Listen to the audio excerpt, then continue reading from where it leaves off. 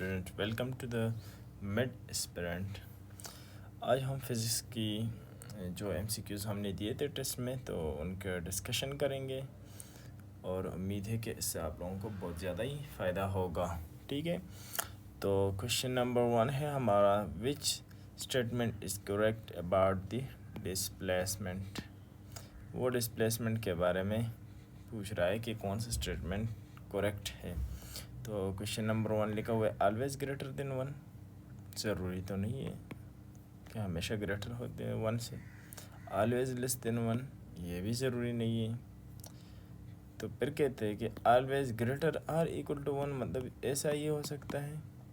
ठीक है, ये एक पॉसिबिलिटी है हमारे पास। ये ऊपर वाले भी दोनों पॉसिबिलिटी थे, लेकिन ये ऑप्शन भी हमारा करेक्ट नहीं है। तो हमने most appropriate and most correct answer की तरफ जाना है, जो कि हमारे पास है मोर मे बी ग्रेटर, यानी पॉजिटिव मोर देन 1, ठीक है, इक्वल टू 1 और लेस देन 1। चूँकि डिस्प्लेसमेंट हमारे पास एक वेक्टर क्वांटिटी है, ठीक है, तो वेक्टर क्वांटिटी में हमारे पास पॉजिटिव नेगेटिव दोनों चीज़ें शामिल होती हैं और मैग्नीट्यूड हमारे पास इसका हमेशा पॉजिटिव रहता है। ठीक है, अब क्वेश्चन नंबर 2 है the ratio of magnitude of instantaneous velocity to instantaneous speed. देखिए ये वर्ड इस्तेमाल हुआ है, magnitude of velocity is called speed, और ये पूछ रहा है स्पीड का नीचे भी। तो इंस्टेंटेनियस यानी किसी भी इंस्टेंट पे अगर 5 मीटर पर सेकंड, आप लोग इस तरह समझिए कि ईस्ट हो गया इसकी वेलोसिटी, ठीक है, और 5 मीटर पर सेकंड उसी की स्पीड भी है। तो डायरेक्शन को हम हटाएंगे क्योंकि हमें मैग्नीट्यूड चाहिए। तो अब लोग देख लें हमारे पास कौन सा ऑप्शन करेक्ट आ रहा है, 1। तो ये ऑलवेज इक्वल टू 1 होगा। ठीक है, always greater than 1, no. Can be greater or equal to 1, no, can be greater नहीं हो सकता है। Always equal to 1, this is the correct option. ठीक है, अब नेक्स्ट क्वेश्चन है हमारे पास, if a body is thrown vertically upward the air resistance act on it, then the time of ascent will be dash the time of descendant। ठीक है, अब इसके लिए जो हमें ट्रिक यूज़ करता हूँ, तो वो आप लोग ये फार्मूला तो आप लोगों ने जी वाला इस्तेमाल किया होगा किसी न किसी जगह पे, लेकिन जब हमारे पास हम रेजिस्टेंस को भी इसमें इंक्लूड कर देते हैं, ठीक है, तो फिर आप लोगों ने इसको एक्सटेंड के लिए ये लिखना है। ठीक है, अब ये देखिए कि ये बॉल जो है वो कह रहा है कि ऊपर जा रहा है। ठीक है, जब ये बॉल ऊपर जाता है तो हमारे पास एक्सेलरेशन डिक्रीज़ होता है। ठीक है, एक्सेलरेशन डिक्रीज़ होता है जब बॉडी ऊपर जाती है। ठीक है, तो ये एक्सेलरेशन डिक्रीज़ हो रहा है। ठीक है, तो ओवरऑल ये फैक्टर भी डिक्रीज़ होगा। कैसे, मतलब अब अगर हमारे पास 10 है और ये अगर इंक्रीज़ होता तो 2 होता तो 12 आ जाता, लेकिन यही 10 है, लेकिन हमारे पास 2 डिक्रीज़ हो रहा है तो ये 8 आ रहा है। तो ये ओवरऑल फैक्टर कम हो रहा है तो इसका इफ़ेक्ट ज़्यादा हो जाएगा। ठीक है, तो हमारे पास टाइम जो है जिसके लिए हमारे पास पूछा हुआ है एक्सटेंड का, ठीक है, विल बी ग्रेटर देन, क्योंकि ये हमारे पास डिनोमिनेटर कम होगा, यानी आप इसको इस तरह ही मिसाल ले लें। ठीक है, कि जी प्लस ए इसके साथ इन्वर्स रिलेशन है, आप ऐसे ही समझ ले कि देखिए कि जितना ये हमारे पास कम होगा उतना टाइम ज़्यादा होगा। तो अब ये हमारे पास कम है ना, तो इसके लिए टाइम ज़्यादा होगा, greater than time of descent होगा। ये ऑप्शन करेक्ट नहीं है, ये भी करेक्ट नहीं है, ये भी करेक्ट नहीं है। ठीक है,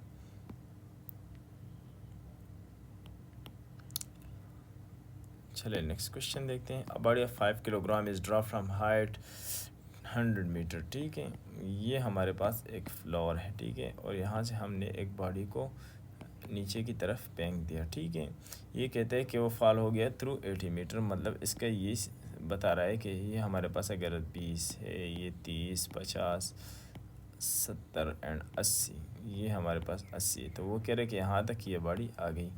तो ऑलरेडी हमें पता है कि 100 माइनस 20, ठीक है, 80 किसके बराबर होगा कि 100 से हम किस चीज़ को माइनस करें, -20 को। ठीक है, तो हमारे पास 80 आ जाएगा। तो डेल्टा एच हमारे पास कितना आ गया, 80 आता है। ठीक है, तो हम सिंपली लिख सकते हैं कि हमारे पास ये कहते हैं कि वेलोसिटी, देखिए वेलोसिटी ऑफ अ बॉडी पूछ रहा है हमसे, ठीक है। v is equal to 2g delta h, ठीक है। तो ये फार्मूले लगाएंगे हम, देखें v is equal to 2 into 10 into 80, ठीक है। ये हमारे पास हो जाएगा 20 इंटू 80, तो ये हमारे पास आ जाएगा 1600। तो इसका अगर आप अंडर रूट ले लें तो 40 आंसर आता है, ठीक है। तो v is equal to 40 metre per second, हमारे पास ये beta option is the correct, ठीक है। अब ये नेक्स्ट क्वेश्चन पूछ रहा है हमसे, ठीक है। ये कि देखिए एम्पलीट्यूड, ये क्वेश्चन ज़रा ट्रिकी भी है, आप इसको ज़रा गौर से सुने, ठीक है। Amplitude of second pendulum is measured to be 4 centimetre. ये कहते हैं x is equal to x0 4 centimetre है। ये कहते हैं what is the distance and displacement, इसको भी फाइंड करना है और इसको भी फाइंड करना है, ठीक है। कर बड़े टाइम हमारे पास कितना लग गया, ये कह रहा है कि 5 सेकंड हमें लग गए, 5 सेकंड के अंदर बताएं। अब सेकंड पेंडुलम की बात की है ना, तो आप लोगों ने इस चीज़ पे गौर करना है, ठीक है। स्टेटमेंट को गौर से पढ़ना है। सेकंड पेंडुलम का टाइम पीरियड हमारे पास होता है 2 सेकंड, ठीक है, फॉर 1 वाइब्रेशन, ठीक है। तो अब 5 सेकंड्स के लिए कितने वाइब्रेशन होंगे, तो हमारे पास देखे कि 1 वाइब्रेशन के लिए 2 सेकंड था, तो 2 वाइब्रेशन के लिए 4 सेकंड हो गया, और 2.5 वाइब्रेशन के लिए हमारे पास 5 सेकंड हो गया। तो हमारे पास नंबर ऑफ़ वाइब्रेशन कितने, 5 सेकंड है।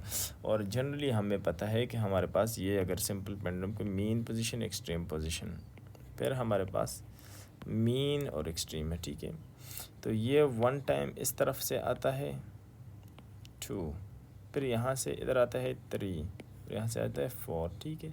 तो x0 जो है हमारे पास 4 टाइम ये रिपीट करता है। तो 1 वाइब्रेशन में हमारे पास 4 x0 होते हैं, ठीक है, ये बात याद रखें। तो 5 वाइब्रेशन में हमारे पास कितने होंगे, 5 वाइब्रेशन में हमारे पास 2 में अगर हमारे पास 1 में अगर हमारे पास 4x है, ठीक है, तो 2 में हमारे पास कितने होंगे 8x, 2 में हमारे पास 8x होंगे, और 2.5 में हमारे पास 10x0 के बराबर होगा। तो डिस्टेंस जो हमारे पास है वो 10x0 के बराबर होगा। s is equal to 10 into 4 जो हमें दिया हुआ है, तो ये हमारे पास आ जाता है 40 सेंटीमीटर डिस्टेंस। और डिस्प्लेसमेंट आपको पता है कि जब भी हमारे पास बड़ी इनिशियल पोजीशन पे वापस आ जाती है तो इसका डिस्प्लेसमेंट 0 हो जाता है। तो इसमें करेक्ट ऑप्शन जो है ये 40 जो है वो डिस्टेंस है, एंड डिस्प्लेसमेंट हमारे पास 0 है। तो आप लोगों ने की कंसेप्ट ये याद रखना है, ठीक है, कि सिंपल पेंडुलम में 1 वाइब्रेशन जो हमारे पास होता है, ठीक है, जो हमारे पास 1 वाइब्रेशन होता है उसके लिए हमारे पास 4x0 होता है, ठीक है, डिस्टेंस फार्मूला, ठीक है। नेक्स्ट की तरफ जाते हैं। अब ये इंतहाई मतलब आसान क्वेश्चन है, ठीक है, शायद आप लोग देखकर डर गए होंगे लेकिन बिल्कुल इजी है, ठीक है। अच्छा, ये कहते हैं कि गिवन वेलोसिटी टाइम ग्राफ हमें दिया हुआ है, डिस्टेंस और डिस्प्लेसमेंट मालूम करना है, डिस्टेंस और डिस्प्लेसमेंट को मालूम करना है, ठीक है। तो मैं आप लोगों को इसका ट्रिक बता देता हूँ, देखें बिल्कुल आसान है। ये देखिए 4 है multiply by 2 is equal to 8, तो A1 हमारे पास 8 आ गया, A2 हमारे पास कितना होगा, देखें 2 and 2 multiply by 2 is equal to 4, ये आ गया। ये भी 2 multiply by 2 is equal to 4, ये 3 है हमारे पास, ठीक है। अब डिस्टेंस के लिए तो सारे ऐड कर दें, ठीक है, A1 A2 A3, तो इसमें हमारे पास ये कितना हो गया 8 + 4 + 4 इज इक्वल टू 16 मीटर, ठीक है। लेकिन मसला तो डिस्प्लेसमेंट का है, ठीक है। डिस्प्लेसमेंट में हमारे पास A1 - A2 + A3, ठीक है, क्योंकि ये वेक्टर क्वांटिटी है। तो ये हमारे पास 8 हो गया -4 + 4, ठीक है, तो माइनस और माइनस गया +4, 16 एंड 8। तो अब हमारे पास क्या पूछा हुआ है, डिस्प्लेसमेंट पहले पूछा हुआ है, डिस्टेंस बाद में पूछा हुआ है। तो 8 पहले और 16 बाद में। आप लोगों ने इसमें भी ख्याल करना है, MCQ सेम टू सेम भी आ सकते जिस तरह यार। तो क्वेश्चन पे गौर करना है। अब नेक्स्ट क्वेश्चन हमारे पास है, for a projectile the ratio of maximum height to reach the square of flight of time. ये हमारे पास एमसीक्यूज है, ठीक है। मैक्सिमम हाइट हमारे पास हम जानते हैं V I square sine square theta divided by 2g है, और हमारे पास जो टाइम है वो है 2vi sine theta divided by g. तो अब ये हमारे पास जो चीज़ पूछ रहा है वो ये है, ठीक है। तो उसके लिए हम ये कर सकते हैं कि h divide by T is equal to, या हम इसको पहले सॉल्व कर दें, टी स्क्वायर मालूम कर दें, तो ये हमारे पास 4 हो जाएगा, वी आई का स्क्वायर हो जाएगा, साइन का स्क्वायर हो जाएगा, theta divided by ji square हो जाएगा, ठीक है। अब इसकी वैल्यूज पुट कर देते हैं, ठीक है, वैल्यूज पुट कर देते हैं डायरेक्टली। तो हम h का लिखेंगे V I square sine square theta divided by 2g into 1/4vi square sine square theta divided by ji square. तो नेक्स्ट अरेंजमेंट में V I square sine square theta divided by 2g multiply by G ऊपर जाएगा, और 4vi square sine square theta, हाँ ठीक है, ये आ गया। तो ये वी आई स्क्वायर के साथ गया, साइन साइन के साथ, 1g 1 के साथ, ठीक है। तो हमारे पास जो चीज़ बच जाता है वो है ऊपर 1g ये वाला, और नीचे हमारे पास 2 4s are 8, ठीक है। तो ये g ओवर 8 है, ठीक है, g ओवर 8। तो g हमारे पास 10 के बराबर होता है, 8 अपनी जगह पे आ जाएगा, तो ये 5 divide by 4, 5/4। Option A is the correct, ठीक है। अब हमारे पास जो नेक्स्ट क्वेश्चन है, ठीक है, ये भी आसान क्वेश्चन है। ये कहते हैं path of projectile in the absence of drag air is shown in the figure by the dot line, ठीक है। ये कह रहा है कि ये हमारे पास एब्सेंस ऑफ एयर है, ठीक है। ये कहते हैं कि the path of projectile in the absence of air is shown in the dot line is denoted by the figure if the air resistance is not ignored, ठीक है। ये कहते हैं कि अगर हम एयर रेजिस्टेंस को इग्नोर ना करें, ठीक है, ये हमारे पास डॉटेड लाइन जो है ये एयर रेजिस्टेंस के ना होने के अंदर है, ठीक है।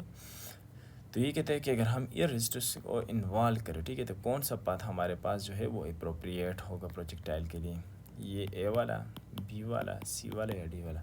तो आप लोगों को ये बात बता दूं कि जब भी रेजिस्टेंस का फैक्टर आ जाता है, ठीक है, एयर रेजिस्टेंस, तो हमारे पास रेंज भी कम होता है और हाइट भी कम होता है। अब ये देखिए, ये तो सबसे ज़्यादा रेंज में कम है, ठीक है, लेकिन इसका हाइट देखें, हाइट इसका ज़्यादा है, तो इसलिए हमारे पास जो बी ऑप्शन है ये करेक्ट है, ठीक है। ये तो दोनों में ख्याल रखना है। ये कहते हैं maximum range of projectile is 20 metre, ये 845। ये कहते हैं कि मैक्सिमम रेंज जो है ये हमारे पास कितना है, 45 एंगल पे, ठीक है। ये हमारे पास 45 एंगल पे कितना है, ये दिया हुआ है 20 मीटर है, ठीक है। तो ये कहते हैं कि 15 डिग्री पे ये रेंज कितना होगा। तो आप लोगों को पता है कि 15 डिग्री पे रेंज जो हमारे पास है वो आर मैक्स का हाफ होता है। तो ये हमारे पास 20 divided by 2 is equal to 10 metre आ जाएगा, ठीक। तो इसमें D option is the correct. Dimension of energy हमारे पास work is equal to joule होता है, ठीक है। या हम सिंपली इसको मतलब सॉल्व कर देते हैं कि work is equal to F dot D F हमारे पास न्यूटन के बराबर होता है, ये मीटर है, Newton kilogram metre per second square dot metre, ठीक है। तो ये हमारे पास किलोग्राम मीटर स्क्वायर पर सेकंड स्क्वायर, ठीक है। तो इसको हम ये लिख सकते हैं कि M L square T minus 2। तो इसमें देखते हैं कि m1 L square T minus 2, ये वैसे पावर्स में है, ठीक है। तो A option is the correct. ये कहते हैं कि 1 joule is equal to dash calories. अच्छा, आप लोगों को ये पता होनी चाहिए, ठीक है, कि जो हमारे पास 1 कैलोरीज है, ठीक है, वो 4.18 जॉल के बराबर होता है। तो 1 जॉल हमारे पास इज इक्वल टू 1/4.18 कैलोरीज के बराबर होता है, जो कि इसमें कोई ऑप्शन नहीं है, तो इसमें ऑप्शन नन है, ठीक है। चले, ये आप लोगों को बता देते हैं कि हम नेक्स्ट क्वेश्चन की तरफ जाते हैं, ठीक है।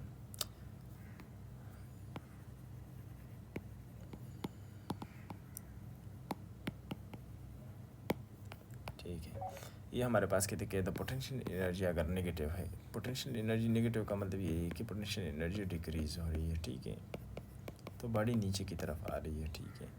तो जब भी नीचे की तरफ आएगी तो इसकी जो डिस्प्लेसमेंट का या हाइट का जो डायरेक्शन है वो नीचे की तरफ होगा, फोर्स भी इसके ऊपर नीचे की तरफ लग रही है बाय द ग्रेविटी है, ठीक है। तो इनके दरमियान एंगल हमेशा इस सिचुएशन में थीटा हमारे पास 0 डिग्री होगा, और जब भी हमारे पास थीटा हमने पढ़ा है कि 0 डिग्री होगा तो वर्क डन हमारे पास मैक्सिमम पॉजिटिव होगा, ठीक है। तो आप लोग इसमें कह सकते हो कि A option is the correct. फिर इसके बाद हमारे पास ये क्वेश्चन दिया हुआ है फोर्स और डिस्प्लेसमेंट का, ठीक है। तो इसमें हमारे पास वर्क डन फाइंड करना है। तो मैं आपको बताता हूँ कि ये देखिए आई है तो एक्स एक्सिस, इसमें देखिए जी एक्सिस दिया हुआ है, जे नहीं दिया हुआ है, तो आप जे के फैक्टर को ही रिमूव करें, बस शॉर्टकट अप्लाई करना है, ठीक है। तो आप F x D x plus dot लगाएं, ठीक है, F x F G dot D G, ठीक है। तो इसका ये देखिए 2 इंटू -1, ठीक है, प्लस F2 हमारे एफ जी कितना है 3, डी कितना है 3, तो ये हमारे पास आ गया -2 + 9 which is equal to 7 units, ठीक है। तो हमारे पास ये ऑप्शन करेक्ट है।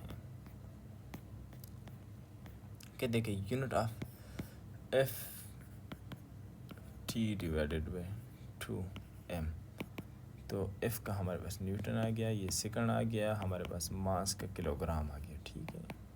तो ये kilogram metre per second square dot second into kilogram, तो किलोग्राम किलोग्राम के साथ गया, सेकंड सेकंड के साथ, तो metre second metre per second इसका आंसर आएगा बस, ठीक है। Kilogram metre per second, metre per second, तो इस तरह का ऑप्शन इसमें है ही नहीं, तो ये हाँ बिल्कुल न्यूटन सेकंड आ जाएगा इसका, फोर्स से तो न्यूटन आ जाएगा, टाइम का सेकंड आ जाएगा, नीचे किलोग्राम आ जाएगा, kilogram metre per second square, second पर सेकंड स्क्वायर, ठीक है। एक सेकंड गया, किलोग्राम किलोग्राम के साथ गया, मीटर पर सेकंड रह गया, तो इस तरह कोई ऑप्शन नहीं है, तो इसका हम नन ऑप्शन लगाएंगे, ठीक है। After collision V1 and V2, ये देखिए बहुत हैवी वाल है, ठीक है, हैवी वाल है, ठीक है। इसके साथ कोई भी स्मॉल ऑब्जेक्ट अगर टकराएगा, ठीक है, तो सेम वेलोसिटी के साथ वापस बाउंस करेगा, ठीक है, वो एक स्पेशल केस है। लेकिन इधर देखें तो आप लोग हमारे पास ये वेलोसिटीज़ जो है इसकी डायरेक्शन भी चेंज हो गया है, और वो तो इतना हैवी है तो ये इसके ऊपर इतना इफेक्ट नहीं होगा। तो हमारे पास सिर्फ ये देख लें 30 है, तो ये 30 से थोड़ा लेस हो जाएगा क्योंकि एनर्जी डिसिपेशन या वो वगैरह लास्ट हो जाता है इसमें, और जो हमारे पास इसका डायरेक्शन है वो चेंज हो जाता है। तो हमारे पास जो V1 है ये वाला, इसका हमारे पास पहले देखें 30 मीटर पर सेकंड था, तो अब -26 मीटर पर सेकंड, और वो दूसरा तो अपनी जगह पे है क्योंकि वो बहुत हैवी है, तो इसका ये बीटा ऑप्शन करेक्ट है, ठीक है। C Charlie option, sorry. Kinetic energy of a body, अब ये देखिए always negative, always positive, may be positive और नेगेटिव, ऑल आर पॉसिबल। अब इसमें देखें ना काइनेटिक एनर्जी किस चीज़ के बराबर है, हाफ mv²। अब अगर मास तो नेगेटिव हो ही नहीं सकते, ठीक है, तो काइनेटिक एनर्जी हमारे पास सीधी सीधी चीज़ किस चीज़ पे डिपेंड करेगी, हमारे पास इधर वेलोसिटी स्क्वायर को देखेंगे हम, ठीक है, कि वो पॉजिटिव आ रहा है या नेगेटिव। अगर हमारे पास वेलोसिटी नेगेटिव भी है, ठीक है, नेगेटिव भी है, लेकिन वो अगर स्क्वायर के ऊपर स्क्वायर के अंदर आ जाएंगे तो वो हमारे पास पॉजिटिव हो जाएगी। तो काइनेटिक एनर्जी हमारे पास हमेशा पॉजिटिव होगी, ऑलवेज पॉजिटिव, ठीक है। इफ़ मोमेंटम इज़ डिक्रीज, अच्छा इनके लिए लोग अलग अलग फार्मूले यूज़ करते हैं, लेकिन मैं अपने लिए शॉर्ट ट्रिक बनाया हुआ है, मैं उसी को मतलब अप्लाई करूँगा, आप लोग भी सीख सकते हो, ठीक है। ये कहते हैं कि if momentum is decrease by 20% kinetic energy becomes dash. अब ये क्वेश्चन में ज़रा सा ट्रिक दिया हुआ है, ठीक है। मोमेंटम इज़ डिक्रीज बाय 20%, तो 100 से 20 को हटाए तो रह गया 80%, ठीक है। अब 80 को 100 पे डिवाइड करेंगे नेक्स्ट स्टेप में, स्टेप 2 में, ठीक है। तो हमारे पास क्या आ जाएगा 0.8। अब इस 0.8 का स्क्वायर लेंगे तो 0.64 आ जाएगा। वापस से परसेंट लाएंगे तो हमारे पास 64% हो जाएगा, ठीक है। अब ये देखिए, ये काइनेटिक एनर्जी बिकम 64%, लेकिन अगर ये पूछा हुआ था कि kinetic energy is decrease by, तो फिर 100 से 64 को आपने माइनस करना था, तो वो हमारे पास फिर 36% आ जाता। लेकिन अभी हमारे पास सिर्फ काइनेटिक एनर्जी का पूछे तो वो 64% है, ठीक है। Beta option is the correct. फिर ये हमारे पास kinetic energy and mechanical energy is not converted नहीं का, वो कौन सा कोलिजन है जिसमें एनर्जी लॉसेस बिल्कुल नहीं होती काइनेटिक एनर्जी की। काइनेटिक एनर्जी कंजर्व रहती है, ठीक है। ज़ाहिरी बात है इलास्टिक कोलिजन है, क्योंकि इन इलास्टिक में तो मैकेनिकल एनर्जी स्मॉल पीसेस में, हीट एनर्जी डिफरेंट एनर्जीज में कन्वर्ट हो जाता है, ठीक है। ये कहते हैं कि टू मासेस जिनका मोमेंटम जो है वो सेम है, ठीक है। विच one will be having greater kinetic energy. अच्छा, काइनेटिक एनर्जी का एक फार्मूला है, ठीक है, p² डिवाइडेड बाई 2m, ठीक है। अब ये जो है ये कांस्टेंट है, तो कांस्टेंट को हटाएंगे और इक्वलिटी को, तो हमारे पास kinetic energy is inversely proportional to m, numerical value हटाएंगे। तो अब जिसका मास ज़्यादा काइनेटिक एनर्जी कम, तो ये कहते हैं कि two masses having the same momentum which one will be having greater kinetic energy. Kinetic energy किसकी ज़्यादा होगी, जिसका मास कम होगा, तो लाइटर वन, ठीक है। ये कहते हैं rate of change of momentum free falling body, rate of change of momentum इसको बोलते हैं, ठीक है भाई। ये वैसे फोर्स के बराबर होता है, ठीक है, लेकिन यहाँ पर देखिए इसमें ज़ीरो लिखा हुआ है, फोर्स भी है, mg भी है, और mg माइनस m है। काफ़ी अच्छा MCQs है इसमें। आप लोगों ने फोर्स बिल्कुल नहीं लगाना है इस तरह के क्वेश्चन में जिसमें फ्री फॉलिंग आ जाए, ठीक है। ज़ीरो तो हो ही नहीं सकता है, तो आपने इस फोर्स की जगह वेट और which is equal to mg, तो ये mg के बराबर है, ठीक है। C option is the correct. Stopping distance of a body moving from with kinetic energy 100 joule, kinetic energy 1 is equal to 100 joule. हमारे पास जो d1 है वो है 5 मीटर। ये कहते हैं कि what is the stopping distance, ठीक है। d2 हमारे पास पूछ रहा है, या ds हम लिख सकते हैं, ठीक है। और the same body moving with kinetic energy equal to 20 joule. अब इस तरह है ना कि ये एक वर्क अप्लाई हो रहा है, ठीक है, बॉडी को स्टॉप करने में, तो हमारे पास काइनेटिक एनर्जी का जो लॉस होगा वो किस चीज़ में स्टोर होगा, वर्क में, जो कि F.D के बराबर होता है। अब इसमें F जो है वो कहता है कि कांस्टेंट है, ठीक है, कांस्टेंट है, या जो हमारे पास वेलोसिटी उसने दी हुई है, तो इसका भी बोला हुआ है कि ये भी कांस्टेंट है, ठीक है। तो फिर हमारे पास kinetic energy is directly proportional to D, ये हमारे पास एक रिलेशन है। तो हमने d2 का फाइंड करना है, तो हम d2 divided d2 is equal to kinetic energy 2 divide by kinetic energy 1 multiply by d1, या d1 इस तरह हो गया तो प्रोपोर्शनलिटी है ना, d2 divide by d1 equal to d2, लेकिन मैंने डायरेक्टली प्रोपोर्शनल लगा दिया, ठीक है। तो d2 हमारे पास किस तरह इक्वल हो जाएगा, काइनेटिक एनर्जी 220 जूल है, काइनेटिक एनर्जी 1 जो है हमारे पास 100 जूल है, ठीक है। और इसके लिए जो हमारे पास स्टॉपिंग डिस्टेंस पहले वाला था वो 5 है, तो 5 कंपार्टमेंट 10 पर, तो ये हमारे पास 1 आ जाएगा, 1 मीटर, ठीक है। तो हमारे पास ये डी ऑप्शन करेक्ट है। ये कहते हैं कि हमारे पास water pump of 1 kilowatt is use to pump water to a vertical height of 20 metre. Height हमारे पास 20 मीटर है, पावर हमारे पास 1 किलोवाट है। How much water is pumped in 1 minute, t is equal to 1 minute दिया हुआ है, ठीक है। अब हमारे पास सिंपल है कि हम कह सकते हैं कि हमारे पास जो पावर होता है, ठीक है, ये work done per unit time के बराबर होता है, और यहाँ पर जो वर्क है वो in the form of potential energy store हो रहा है, ठीक है, mgh डिवाइडेड बाई t है। तो हमने फाइंड क्या करना है, इसमें मास फाइंड करना है, ठीक है, ये वाला। तो हम लिख सकते हैं कि mass is equal to pt divided by gh। तो देखते हैं इसका क्या आंसर आता है, 1 × 10⁻3, ठीक है, क्योंकि किलोवाट था, और टाइम हमारे पास 1 मिनट, ठीक है। तो हम 60 सेकंड लिख सकते हैं इसको, ठीक है, डिवाइडेड बाई 10 इंटू हाइट हमारे पास कितना है 20 मीटर 20।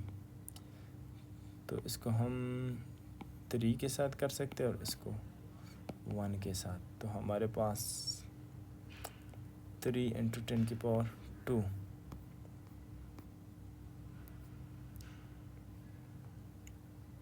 तो फिर हमारे पास क्या आ जाएगा 3 इंटू 300 किलोग्राम। ठीक है, ये ऑप्शन। मैं एक दफ़ा इसको फिर से ज़रा सॉल्व करता हूँ, ठीक है, ताकि क्लियर हो जाए। अच्छा, मास हमारे पास ये दिया हुआ है, पावर हमारे पास 1000 दिया हुआ है, ठीक है, 1 किलोवाट दिया हुआ है, ठीक है। तो हमारे पास टाइम कितना दिया हुआ है 1